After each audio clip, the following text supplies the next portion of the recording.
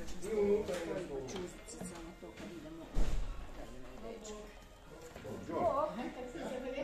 Vidiš, mi kao u školi. Mi smo se prisložili smo se lijepo. Dobro. Neka, lijepo da se vidimo opet. Nije. Nije. Aha, vidi tebe, a? Nije. Ajde, ako dođe mene, ja ću ti proslijediti. Ako dođe tebe, ti proslijediti. Ja, ako isto dobijem proslijedit ću vam, ali nisam. Meni maš. Ma ne. Ja već malo tekst. Znam, što je Malešević zvao. Da, ja sam napravio.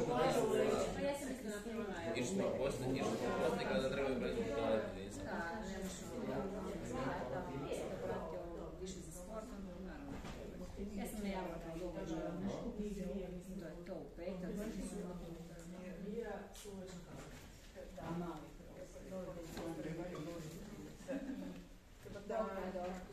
Dobar dan.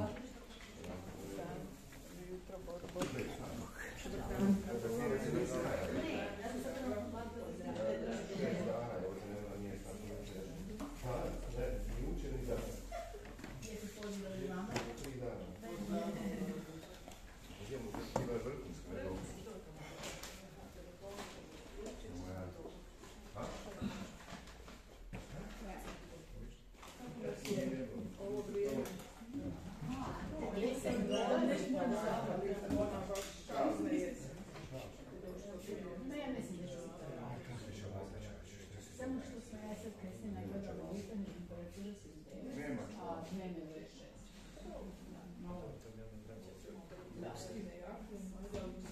Opa. Nije to sve dovoljno hladno. Kad je 12 ili 15, mi smo i dalje u zimskoj robi. A da smo svi u ljetnoj robi i ono koji je Sad to ne znam, znači, a ja sam malo odlično brzo hladno. Ja sam sad. Ali juče je bilo hladno i vjetar. Juče je bio dan kao da je neki početak zime.